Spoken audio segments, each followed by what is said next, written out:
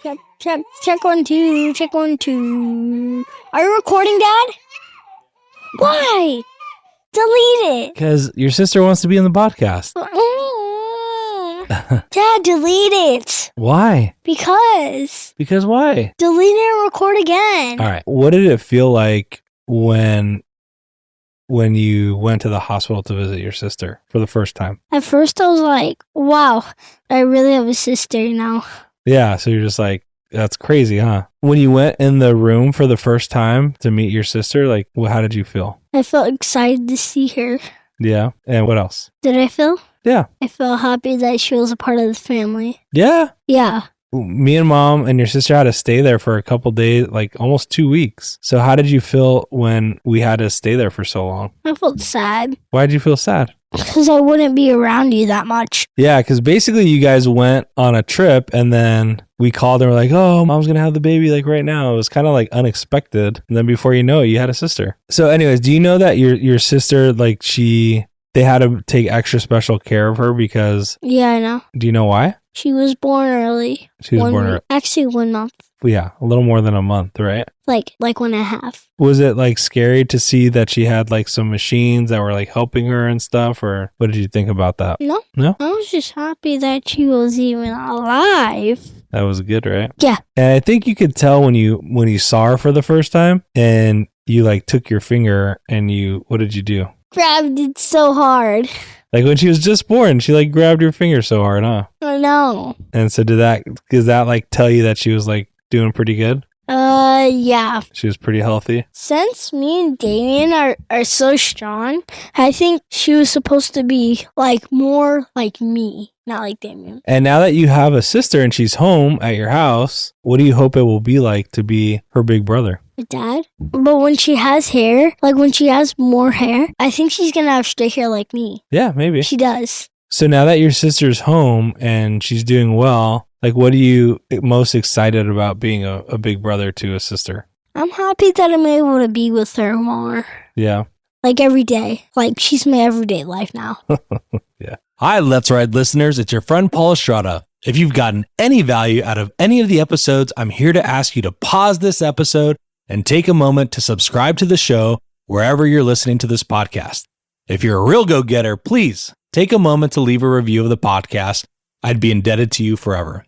Thank you for supporting and listening to the show and for going on this journey with us. Pause, subscribe, and let's ride. Our guest today is a board-certified pediatric neonatologist who provides care for critically ill premature infants at Children's Hospital Orange County. 5 weeks before our daughter was due, my wife told me something didn't feel right. By the next morning, her instincts proved correct, and we were rushed into an emergency C-section, and we faced a fear every parent prays they never have to face. Our daughter entered the world under immense stress. In those moments when everything felt uncertain, and amongst a team of wonderful staff that took care of our family like their own, one person stepped forward to help us navigate it all. He explained what was happening in words we could understand, reassured us when we were overwhelmed, and most importantly, took action to give our daughter the best chance to survive and thrive. His calm, steady presence helped carry us through the scariest days of our lives, and his expertise changed our family's story forever. Today, I'm grateful not just to introduce a doctor, but to honor the man responsible for helping my daughter through her earliest fight. Our guest today is Dr. John Tran.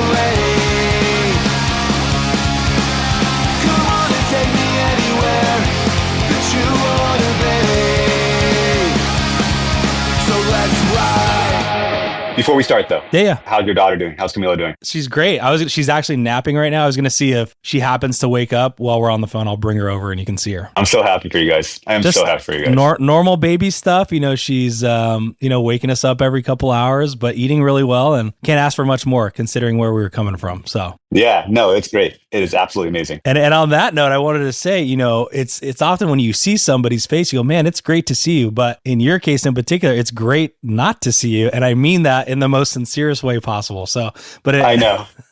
In all seriousness, doctor, it is great to see you. And, a lot of people don't know Christina and I's story and what's kind of gone on in the last couple months. And in fact, just bringing our families and friends up to speed. So for some of them, actually, it's going to be their first time hearing about it. But yeah, I wanted to bring you on today, just because of that experience and what we went through, and get a chance to learn more about you. And, obviously you took really great care of our daughter and our family, and just get to know a little bit more about you and how you got to be, Dr. John Tran. So with that, I want to start all the way at the beginning, and just if you could tell us a little bit about how you were growing up, the type of environment that you grew up in, and what were the expectations for you with regards to education and maybe where you would end up career-wise. Yeah. So I am born and raised in Orange County, California. So born in Anaheim.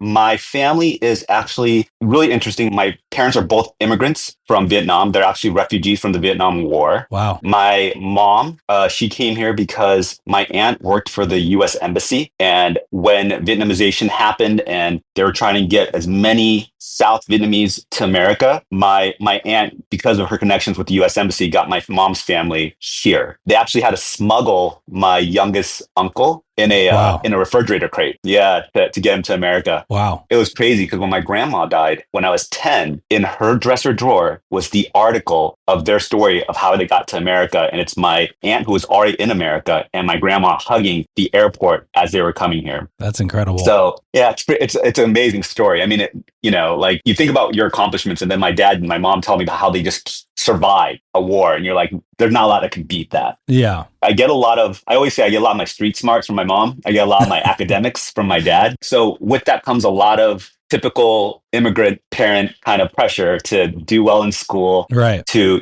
be a doctor, a lawyer, an engineer, the big three. So, and being the oldest and a son, kind of culturally, you kind of get placed in that. So I had that burden, and I was kind of, I wouldn't say brainwashed, but very young, always said, I'm going to be a doctor. I'm going to be a doctor. And do you remember like roughly what age that was kind of set in your mind? Yeah. Like I would say like 5. Some of my earliest memories. And wow. And it's one of those things where, as a parent, this too, you always think your kid's like the smartest. Of right? course. Yeah. I was not that kid. I was the one that the babysitters would get upset with because, I'd be running around. I get bored easily. Yeah. So I was causing a little bit of mischief. So it was funny that my parents wanted me to be a doctor when I was causing so much trouble. So did you feel like a lot of pressure with that? Because like, as I'm the complete opposite of you, where I kind of wandered through high school and even honestly into college, still not quite knowing what I wanted to do. And then thankfully I was able to figure it out. But I mean, you're the complete opposite end of that spectrum, where it's like, you kind of have this, let's call it a calling or something way early on. Yeah, but I think that pressure comes with the lack of identity, right?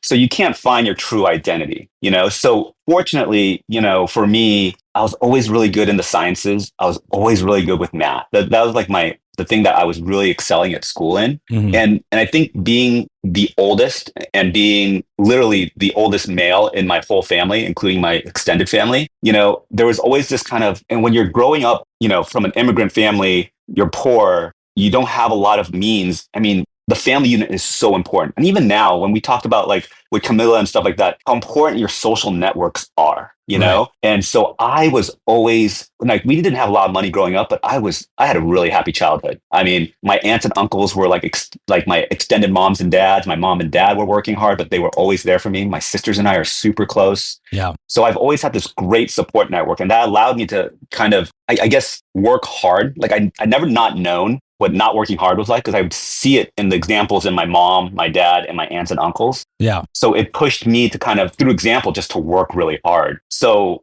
through high school, through junior high, I just kind of grind. So John, I want to mention to you so academically, let's say I didn't do that great. And what I actually was explaining this to my mother-in-law the other day, which is I could get B pluses without trying very hard, but the incremental effort required to get that A to me wasn't worth it. And so I just didn't pursue it. And when I think about a doctor, for example, I just think about studying, and I'm like, I don't have a very good memory. And so a lot of these things, at least the perception was, hey, this is out of reach definitely for me, and probably most people feel that way. So can you explain just, I don't know, for those that maybe that come from my pedigree or my shoes in terms of academics, that are still able to if that's really what they want to do, that they can actually find a way to carve out a career for themselves in that field? I think there's so many different ways to learn, right? There's so many different ways that your brain works and how it works to its best, to its optimal level, you know?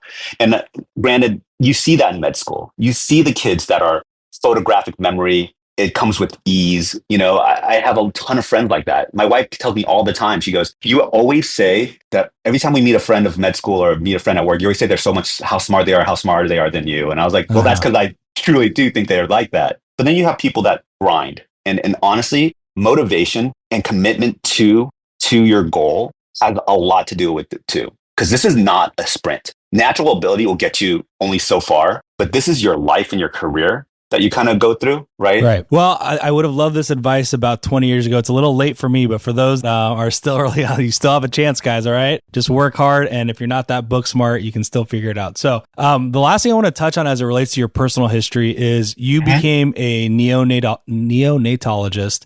And as I understand it, there's just, once you get your doctorate, there's splinters off into, I'm sure, nearly infinite number of specializations that you could go into.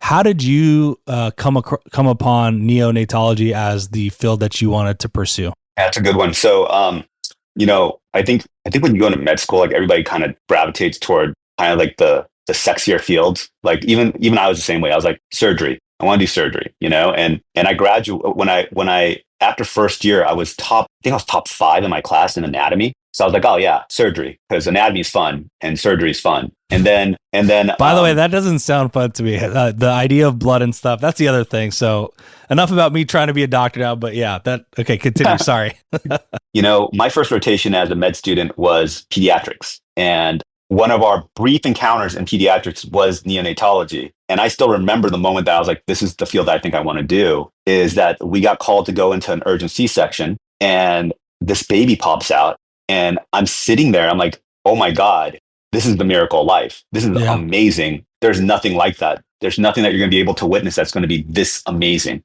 And then I realized as I found that field that, I love ICU medicine. I love the acuity of it. I love that there's procedures, that there's things that you can do. And I love that you can make someone really sick into a baby or a person that can heal. I love that. And I realized that when I had to choose between pediatrics and adult, that, what I love about kids and even babies, and I don't think people realize this, there's resiliency. Mm-hmm. Babies, kids are incredibly resilient and they're so inspiring because they don't know any better sometimes, right. Like they don't know when they get sick that's not normal because they just don't know. They just continue to live their life. And that to me is incredibly inspiring. It just seems like it'd be so rewarding. For obvious reasons, you're literally impacting lives and families. And I'm going to give you kind of my perspective. I come from, the corporate environment where I'm in supply chain and my job effectively is to get a bottle of water from point A to point Z and all the steps in between, right? Sure, you're hydrating people, you're giving them nourishment, I guess if you want to say in that way. But it's being in the supply chain. And if you think about like during COVID when there weren't products on the shelves, like, yeah, there are times where being a supply chain professional, you do see the impact that you're making and, you're getting supplies that could be needed from point. Yeah. But this is very different, right? I mean, you're talking about you're actually interacting with the end user, quote unquote, right? The families, you're seeing their emotions, you're seeing their faces, you're seeing the impact of your work. I mean, I can't imagine what that's like. I mean, that seems like that'd be pretty amazing. And I think for a lot of us though, we struggle to find similar, I guess, meaning. We find it. I find it like where I find it is in coaching young professionals to get them to where they want to go professionally. And I find a lot of joy in that, right? And that's kind of how I look at it. But I mean, what you do is just so tangible, right? I think to your point though, Paul, I think there's so many aspects to it that I love about being a doctor. I mean, the immediate aspect clinically is to see the results in our patients and to see them do well. I mean, you're right. It's an incredible satisfaction that you feel. That's just amazing. There's nothing that can describe that. But then there's the flip side too, right? The ones that don't make it and the ones that don't do well. And your job then is to almost guide a family to making a decision that they're going to be able to live with. Mm-hmm. That is not easy. And I can tell you, even here within our hospital, not every doctor is really good at it and comfortable in doing it, So the ends of the spectrum that can make this job pretty difficult. And then there's the things that you enjoy. I think I always feel like every job provides a service. And you have to realize in the grand scheme, it's kind of culturally thinking it, but in the grand scheme of life, you are providing a service to somebody. Do the best you can because, we all benefit, And I think, like, to your point, the other thing that is incredibly satisfying for me is that I work in a teaching hospital. So I deal with high school students, college students, med students, and residents and fellows. And I've been able to mentor those kids to find their path in life, whether it's being a doctor, a nurse, a physician assistant, something in the medical field, if that's their interest. So I've been very fortunate enough to still do what I kind of wanted to do going into medicine, which is to still be a teacher, but then get to do the clinical aspect, which is something that honestly, you don't know how great it is until you actually experience it. Yeah. Well, I'm going to take a step back because you said a lot of really important things there that I want to touch on, but I want to do it in the context of the experience that my family had. And so what I'm going to do is I'm going to just take a moment for those that don't know the story, very, very briefly explain what happened. But basically it just so happened that our two younger kids, or two older boys at this point, happened to be away from the house. And Christina and I were able to go out and have a nice dinner together, knowing it would be one of the last, or 5 weeks out from delivery. So, this will be really nice to have the house to ourselves and just kind of enjoy some final moments of peace and quiet before, the madness begins. And so, that evening she said, I'm not feeling the same movement that I would normally feel. And she's like, I'm going to really keep a close eye on this. And because it's her third pregnancy, I feel like, you're pretty in tune with your body at that point. And so we wake up the next morning, same level of concern and starting to think about, hey, I don't want to be that mom that says man, I get overly nervous, and you go to the hospital and they just send you home like an hour or two later. And so, we're kind of thinking about it. To be honest with you, we chat GPT'd it a little bit and say what is it telling us to do? Believe it or not, it actually said, hey, you should probably go get checked out. So, and again, with this being her third one, she knows her body really well. So we go in and, we got monitored, they get set up, everything's looking great. They said, hey, we're just going to keep you here for about an hour and just make sure everything's looking good. 20 minutes in, thumbs up, everything's looking good. All of a sudden, we start hearing a bunch of beeps and buzzers, and about 5 people come flooding into the room. And that's when you kind of know, okay, so I don't know what's happening, but something not good is potentially happening. And fast forward a little bit, but they said, hey, look, the baby's under a lot of pressure and stress right now. We need to get this baby out immediately. So we're in for emergency C-section. We go into the operating room, literally, and I'm not exaggerating, maybe 15 people in this room. She had the first 2 births by, normally. So this was a very new experience for us to be in an operating room and all these sorts of things. And then, the baby comes out and we don't hear breathing, and she's asking me what's going on. I'm like, no one's saying anything, but I think everything's going okay. Right. And so anyways, we end up getting rushed over to the NICU, and kind of that's where you and your team start to take over. I do want to read something. I have this sheet of paper here that we got from our insurance. Thankfully, we have not had experiences where we've had to go in hospitals very often. We've had very healthy family members, and we just haven't had to be in hospitals other than for births, which is a great reason to be in a hospital. But so you go in there and, you start hearing things. And again, I don't know nothing. We're not medical people. We know nothing about these things, but you start hearing things like, I'm going to read 2 sentences just so people get an idea. Rupture of membrane at delivery, amniotic fluid, presentation, vertex, delivery, emergent cesarean section, fetal distress, operating room. Then it gets into oxygen stimulation, oral suctioning, tracheal suctioning, intubation, and endotracheal tube ventilation. So my point is, a lot of words that you're just like, I am so confused on what's happening right now. And once everything kind of settled down, you and I ended up in an elevator together. And I know you're doing your best to explain things to a lay person that does not have the decade plus of education that you have. And what I explained to you is doctor, I don't really know what I'm trying to follow along with what you're saying, but I don't quite get it. And at the sake of spending 3 hours with what I'm doing right now is I'm reading your facial expressions to get a sense of the severity of this issue. I don't know if you've ever heard that before. I'm sure as a human, I'm sure that's kind of what we have to lean on. But just curious to get your thought. I know I said a lot of things there, but just what are your initial thoughts? Just getting that parental perspective. Yeah. What are your thoughts on that? Just how you have to communicate information. 2 things that I want to say before we answer that question. When you bring up that story, right, you give the medical team a lot of credit, and we'll take some of that credit, but it starts even before you went to the hospital, right? Advocating for yourself, knowing your body, knowing something's not right. The true heroes of why your daughter is doing so well right now is because you guys went to the hospital when you did, you know? Because if you waited too long, we might be talking about a different story, you know? So I don't think people realize that medicine, especially in the pediatric world and in NICU, it's a team sport, right? Mhm. And I always say that I'm just a team member of this game, right? The real important members are you and mom, right? And it's because of the fact that you guys are the voice of your baby. Right. You are her advocate, right? And again, if you guys didn't make that decision, we might be talking about a different situation. So the true heroes to even begin end of this whole story is the fact that you guys realized something was not right and went to the hospital. That's a big deal. Yeah. Right. Well, I think just on that point, I've heard stories now, having gone through this, that a lot of people are like us, where you don't want to be that person that just like goes in at the faintest sign of like distress. Yeah. And I hear that like, and my wife talking to her friends a lot about similar situations. So that's kind of interesting, right? It's like, you don't want to like, I don't know, almost like be a burden on somebody if there's not like a real issue going on. And that seems like it's kind of a common thought, which I found interesting. I think there's this weird notion that you're burdening us, but remember, it's our job.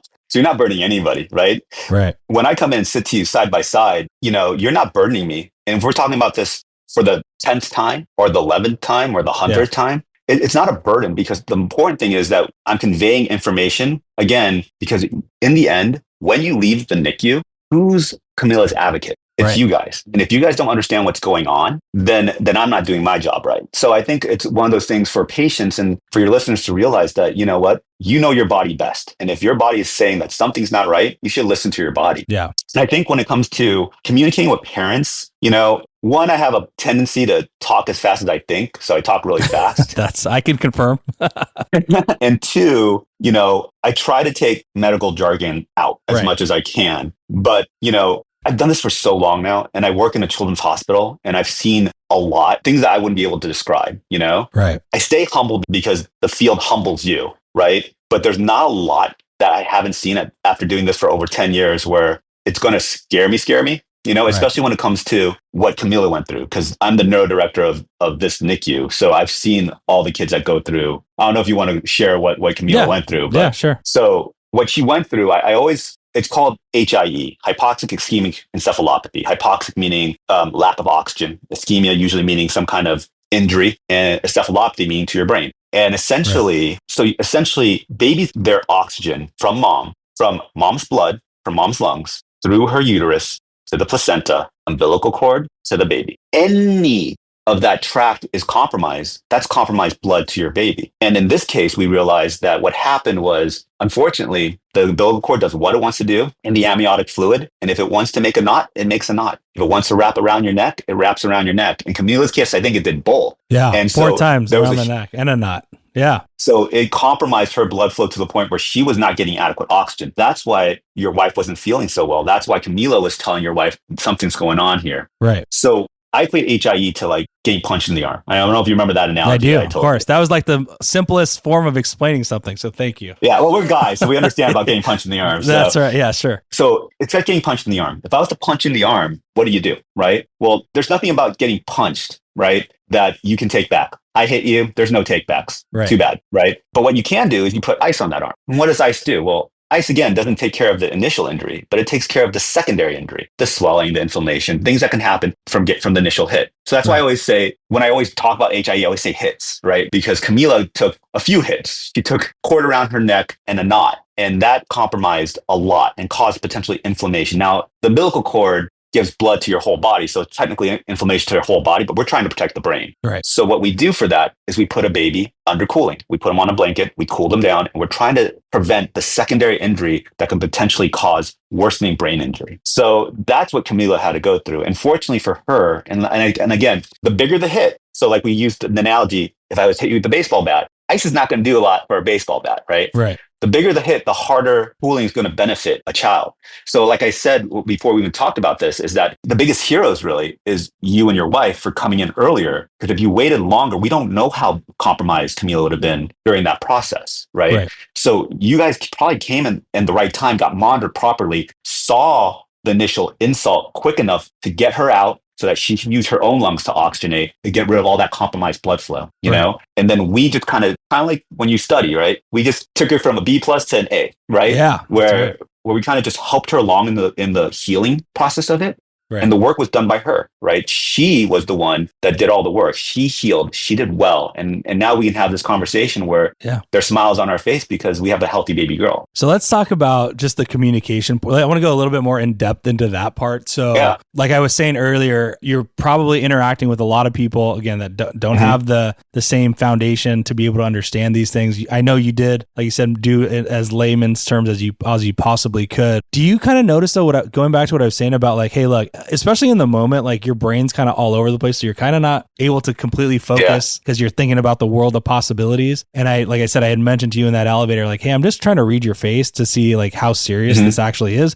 Because I think the other thing too is as a doctor, like you don't want to overpromise and underdeliver too, right? Like you're not going to go in there and say like, hey, it looks really good. And then just something turn worse. And you're like, but doctor, you told me everything was going to be great and now everything's not great. Right? So you kind of have to take like a more, I don't want to say pessimistic approach, but you try not to be overly optimistic, let's say, right? Yeah. So can you just talk about like that balance of just like, I know as a parent, you really want me to tell, hey guys, there's a 90, because what I wanted you to tell me was, Paul, there's a 95% chance that everything's going to be great and don't worry about it, but you can't do that. And I know you can't do that, but like, so if you could just talk about that part of it, because I'm sure in the back of your mind, are you thinking like, I wish I could tell these people what I really want to tell them, but I can't? Talk about that. I think part of it is just the fact that I don't know, right? And I'm okay with saying I don't know. And I'm also okay in saying I don't mind being wrong, right? I'm happy when I'm wrong usually. So in the initial phase of things, honestly, like I think I told you this too, Paul, is like, it's too early to tell a lot of things, right? There's things that are promising. Remember what we were talking about, that we can already see improvement in her that's promising, because a lot of babies we know that are sicker don't improve so quickly.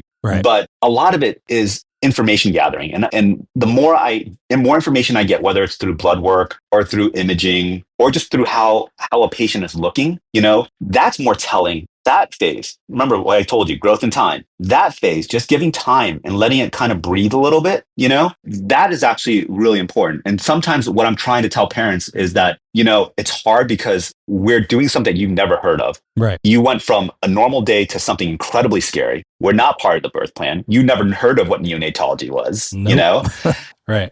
And I'm trying to tell you, we have to let it settle a little bit. We have to let time tell us more. I think that's the biggest thing that I try to do when I first meet a family is to say, hey, we might not have all the answers, but we're going to get those answers. We need a little bit more time. But the most important thing we need to do right now is stabilize your baby. That's kind of where I am when I initially meet a family, And like I said, there's not a lot scaring me. So it's hard to read my facial expression to see how scared I really am, because there's some scary situations, but it's one of those things where it's like, okay, we've seen this. We know what we need to do. Yeah. But the baby is incredibly sick, So for a parent that hasn't experienced that has no, like I said, foundation. And I'm going to tell you now what so we would talk to, you, or we talk to another doctor. I would kind of like memorialize what was being said and just say, okay, it's a little bit, I don't know if it's embarrassing, but I would then take that information and go put it in Chat GPT and say like, give me more answers. Like give me, cause I'm like a numbers guy, right? So I'm like, so I'd put it on like, what are the odds of permanent brain damage based on these factors? And it would actually spit out a number. Whether it was accurate or not, I don't know. Yeah. But for me, and to get through that experience, like it was helpful, right or wrong, that it was like, hey, there's like a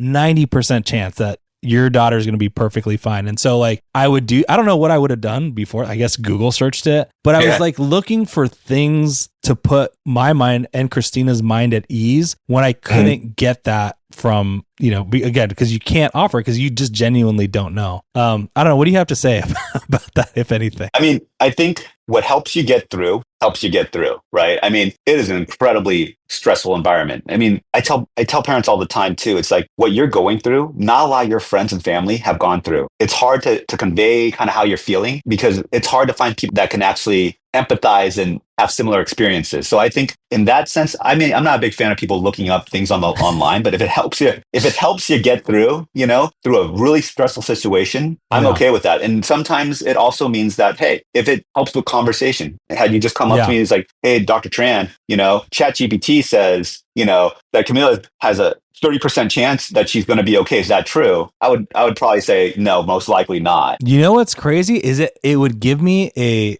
synopsis of the answer, and then it would say, would you like me to generate questions for you to ask your doctor? I was like, I didn't use it, just to be honest. I didn't, but Because, you'd go in there and you'd say a bunch of things. And then it's like the last thing you'd always say is what? Do you have any questions? I don't know if I have questions because I don't really kind of fully understand what you're saying. And so like through ChatGPT, it actually kind of like directed you on like, hey, well, maybe ask about these areas. So I just think it's we're kind of meeting this intersection now of like where technology's at versus where, just medicine and all those sorts of things are at. And so I think everyone's talking about AI and ChatGPT. So I thought it was kind of fascinating that at least I wanted to share my experience of how I try to use it to get through that. I think if I remember right, when ChatGPT first came out and they kind of compared ChatGPT to a doctor, they found out that ChatGPT was more empathetic. So well, there you go. Yeah. I think it's one of those things where, there's a lot of technical stuff that goes in on our field. And I think because of that, I don't mind having technology be the bridge for communication, especially if there's a gap in communication, because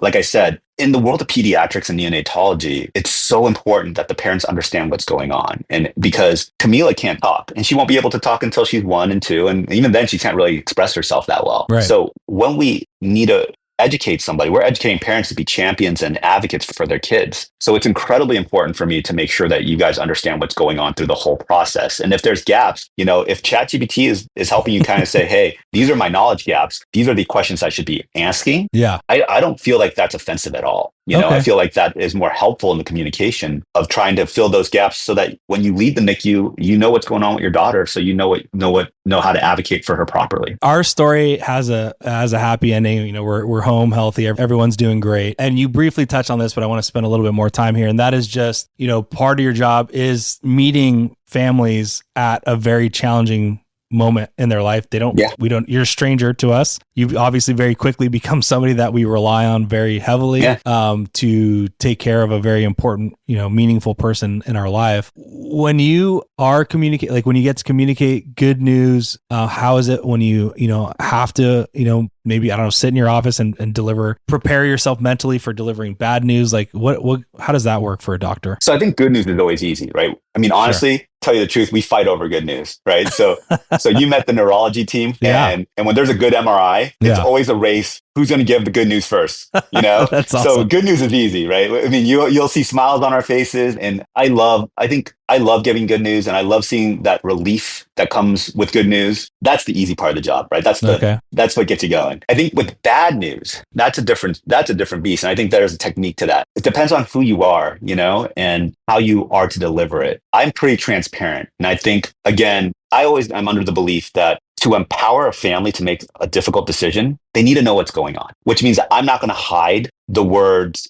death. I'm not going to hide the words, brain injury. I'm not going to sugarcoat certain things because families need to know. It's unfair for them to make such a life-altering decision for not their child's life, but their life too, and their other kids' life, and not be transparent for them to make that decision. So I am pretty transparent about that. And then my job after that really is to once I feel like a family understands what's going on, is to honor their wishes. I'm not the decision maker in that one. I think as a family, you are the beliefs of your child, you're going to convey to them, right? And whatever a family wishes, if they are truly informed well, then my job is not to cast judgment, but to support that family. Because I know no one's going to love that baby or that patient more than that family, So I think doing what we do, unfortunately, we give a lot of bad news. I have had given a lot of bad news in my life. And, sometimes, and I'm okay. And I think I've become okay, a little effort to not be like, I'm okay. Oh, go ahead. Yeah, I was going to say, so this is reminding me a lot of, actually, so my dad was 30-year veteran LA Sheriff's Department. He was a police officer. Kind of similar in a lot of ways, right? You're meeting people sometimes in very poor moments. You don't want the person to be there. It's a low point potentially in your life. He's seen death and injury and everything. Yeah. And one thing he talked about was that, and that's prevalent throughout the police forces, some people are able to compartmentalize that and go home and be able to enjoy their family and things like that. And then on the other part, unfortunately, like the suicide rates for police officers is really high, and like they carry this massive burden with them that some of them just are not capable of overcoming. I feel like there's a lot of similarities in that sense. Like, do you feel like when you go home to your family, like, are you able to compartmentalize and disconnect? How do other doctors deal with that too? Yeah, every doctor is different. I think what makes it harder for us, honestly, is to be parents. Mhm. As parents and having kids of our own, and to see parents go through this with their own children, it was much easier to do when I was younger. It's become harder as I've gotten older and have 3 of my own. I feel this is the reason why I chose NICU over pediatric ICU, is when I did a rotation in pediatric ICU as a resident, you don't forget when kids die. Not babies, when kids die, because they developed friends, they developed social networks, they had a life, and to watch them die due to usually some accident or some disorder like disease, it's hard to watch. Cancer kids passing away is one of the hardest things to watch for me. I'm not strong enough to do that, and why I chose the NICU is that I always felt that without the NICU, these kids don't have a shot. So if you cannot make it out of the NICU, it's not because we didn't try, and it's not because the family didn't try, and it's definitely not because the baby didn't try. We tried our best. And I think that has allowed me to be okay when I lose a baby in the NICU, whether it's something as tragic as a complication of birth or something as a genetic disorder that's just not compatible with life. That with me, that still allows me to go home knowing that we did the best we could, that family and that baby did the best they could, and it was just not meant to be. Now, don't get me wrong, I'm still a human being. I still hug my kids a little bit harder, squeeze them a little bit tighter in that day, but that's how I can move on. And that's how my mentors have taught me, multiple mentors, not just one, but multiple mentors have said, you got to move on. The reason why we have to move on is because the next kid needs you. The next family needs you. And if you hold on to it too long, right, the next family is not getting the best version of you, So that leads me to something else, which is, you can't have an off day, right? Like sometimes people, you had a rough week, you're just mentally you're not there, and you kind of go into work and you maybe just, check it in for the day.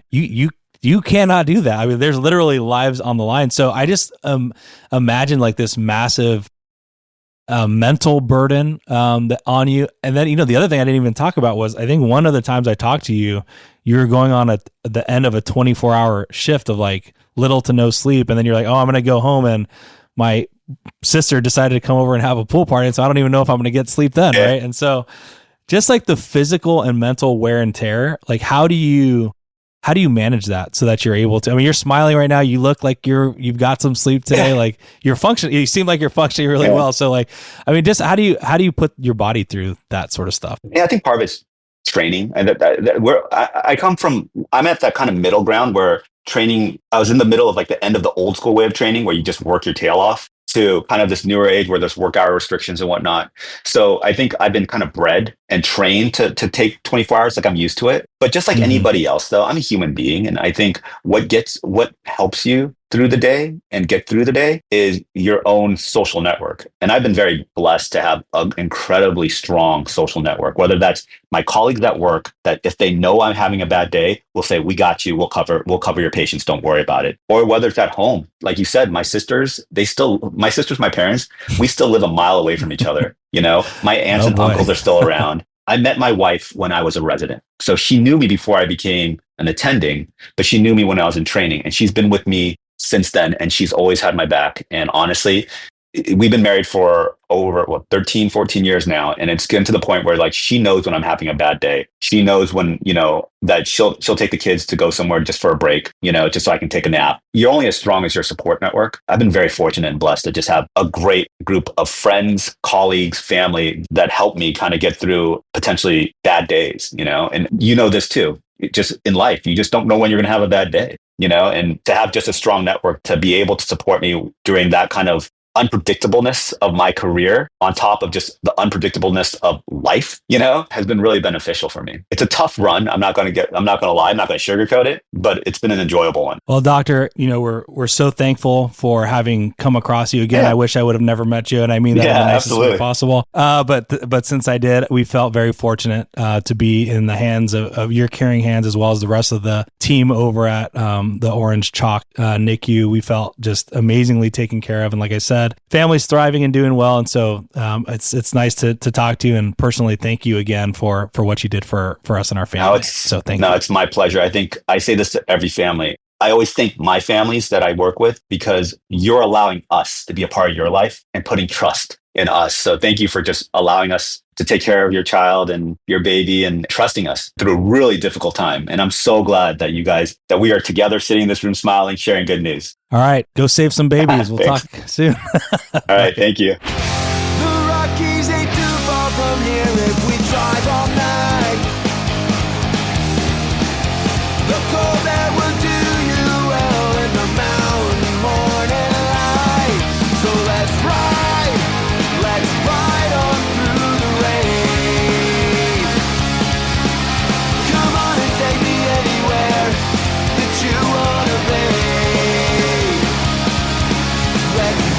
let's ride.